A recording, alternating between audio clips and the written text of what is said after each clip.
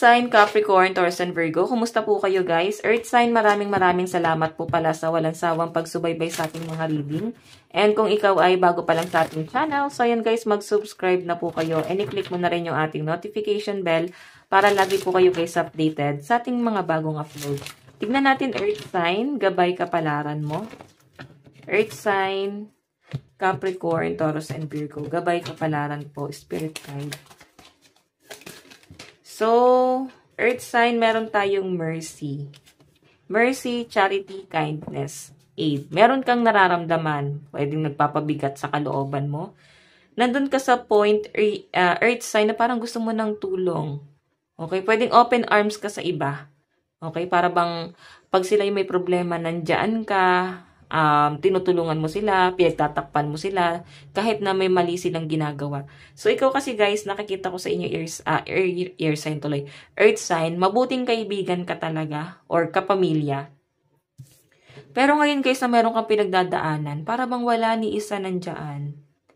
Okay? Baka yun lang guys yung akala mo, kasi merong umaabot ng kamayo, para bang tara dito, tutulungan kita. So, Earth sign, ayan, huwag kang daw mawalan ng pag-asa, huwag kang masyadong malugmo kasi may mga taong nakaka-appreciate pa rin sa'yo. May mga tao na, ayan,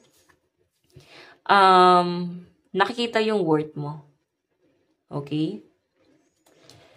So, nakikita nila guys na nasasaktan ka, nahihirapan ka. Gusto ka nila siguro guys tulungan or...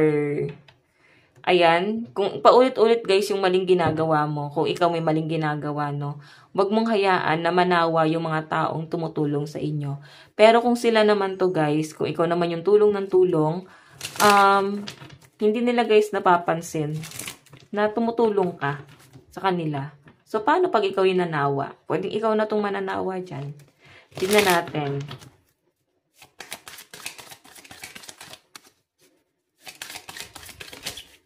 Meron tayong gift. Ayan, di ba? Meron ka daw marireceive. Pwedeng souvenir. Or pwedeng ikaw ay mapopromote sa trabaho. Delight. So, maaaring ikaw. Ngayon, sobrang magiging balance yung energy mo. So, huwag ka na daw masyadong mag-isip. Pwedeng nakakapil ka lang guys ng frustration. Kasi parang feeling mo, lagi kang nag-iisa. Lagi kang lumalaban mag-isa. Kasi guys, talaga ang mga earth sign, likas na talaga sa inyo yung pagiging independent and malayo sa family. Okay, and kayo guys, alam niyo parang tinitipid niyo yung sarili niyo, pero sa responsibility talagang nagbibigay talaga kayo. So, hayan, maaring ikaw ay may travel or pwede meron kang kapamilya or kaibigan na nag-travel. So, maaring meron kang marireceive na souvenir sa kanila. Ayan. Souvenir. Hindi ka nalang sinama. So, ayan, be grateful na lang guys. Meron tayong origin. Yung iba sa inyo guys, nahihilig kayo sa paghahalaman, no? Ayan. Mahilig ka sa mga mabulaklak, pwedeng sa wallpaper. Mahilig ka sa mga flower, no? Or pwedeng plantito, plantita. Or iba sa inyo guys, baka may business kayo na flower shop. Okay, so tingnan natin. Stop. Diba? Break, pause, and stagnation. May mali kang ang ginagawa guys. Kasi energy mo to. Kung ano man yung maling ginagawa mo, earth sign, itigil mo na. Okay, maging kalmado, maging relax, ialis mo na lahat ng mga bagay na hindi na guys makakabuti. Alam mo sa nakita ko sa'yo, ikaw yung tipo ng tao na takot ka na maano parang ma-attach. Kasi pag na-attach talaga sa inyo, malaking impact talaga sa inyo. Kumbaga, importante sa inyo ang lahat ng taong nadidikit sa inyo. Yun nga lang guys, kailangan mo daw guys baguhin yung pakiramdam na ganyan kasi pwedeng hindi natin sila guys mapiplease na magstay sa atin. Okay? Nakikita ko naman guys sa mga earth sign, talagang ano naman kayo guys. Parang think positive and napaka open-minded nyo naman guys sa mga bagay-bagay na ganyan. Siguro, importante lang talaga sa inyo yung taong nawala. Sobrang importante. Kumbaga malaki yung naiaambag niya sa inyo. Diba? Malaking tulong para sa inyo yung mga nagagawa nila. Okay? Siguro, ayan, earth sign, gusto mo ng tulong sa kanila. Ayun, no? Para bang ang laki na ng pagbabago, parang gusto mo na lang ulit maging bata, gusto mong i-reset. Ayan, i-reset lahat ng bagay. Actually, guys, ngayong year, 2024, ito yung taon na para bang ni-reset lahat, no? Parang ni-reformat, ganon. back to zero. Ganun yung mafe-feel nyo. Pwedeng nafe-feel mo yan. Kasi lahat naman tao nakaka-feel niyan ngayon. Kasi nga, karmic year ngayon. So, pag sinabing karmic year, parang binalik lang tayo sa taong 2020 na para bang nirestart lahat ng bagay. Parang feeling mo, parang binalik na naman ako sa dati. Okay? Tignan natin. Meron tayong blind, ayan, awkward, unknown, vision, and problem. So, iba sa inyo guys, maaaring malabo na ang mata.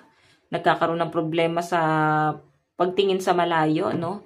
So, siguro guys, magpapasalamin or baka kailangan mo na guys, magpasalamin. Okay, paayos mo yan sa pinapakita sa akin dito. Okay? So, yung iba sa inyo guys, ayan. Baka kasi wala pa kayong budget para dito. Pero guys, mukhang merong magbibigay ng tulong sa inyo. Ayan, no? Parang mag-o-offer na parang, bigyan kayo ng gift, pasalamin kayo, kung malabo yung mata nyo, or papa-check up kayo. Okay, so tignan natin, meron tayong introvert. Yung iba sa inyo guys, parang ngayon, wala kang gustong gawin, gusto mo lang magpahinga, gusto mo lang mag-isa. May nakikita ko na maring meron kang isang taong nakakausap, or baka LDR kayo ng person mo. Baka nag-uusap lang kayo guys online. Ayan, withdrawal. So, siguro guys, may maling ginagawa yung person mo. Pwede kasi guys na para bang pinaghihiwalay kayong pilit ng tadhana. Okay? Mararamdaman mo yan guys. Pwedeng against yung family mo sa kanya. Ayaw sa kanya ng pamilya mo. Ayaw ng family mo sa'yo. Ay, family niya sa person mo. What I mean, ayaw ng family niya sa'yo. Diba? Parang mapifeel mo na parang against the world itong relationship na to. So, tingnan natin.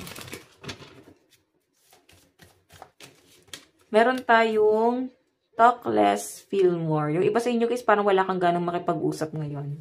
Siguro dahil ito ngayon nararamdaman mo. Gusto mo na mapag-isa. Ito, gusto mo na mapag-isa. Pwedeng nakikiramdam ka lang or gusto mo nang ma-release yung mga masasakit na nararamdaman mo ngayon. So, iba kasi guys, ganun sila mag-heal. Diba? Hindi sila humihingi ng tulong kasi ayaw nila ng judgment or actually, yung may mga problema talaga or dumadana sa matinding depression or anxiety, ang kailangan lang yan is mga listener. Kumbaga, isang taong makikinig lang sa kanila. Hindi naman nila guys kailangan ng pangaral. So, I think ikaw gusto mo lang ng taong makikinig sa'yo ngayon. So, tignan natin, meron tayong breath through the tension. Nagpapalpitate. So, I think may panic anxiety nga yung iba sa inyo. Tignan natin, ano pang ipapakita. Meron tayong beginnings. Diba? May new beginning na paparating sa inyo, guys. Yun nga lang, guys, kailangan mo lang, guys, ng adjustment.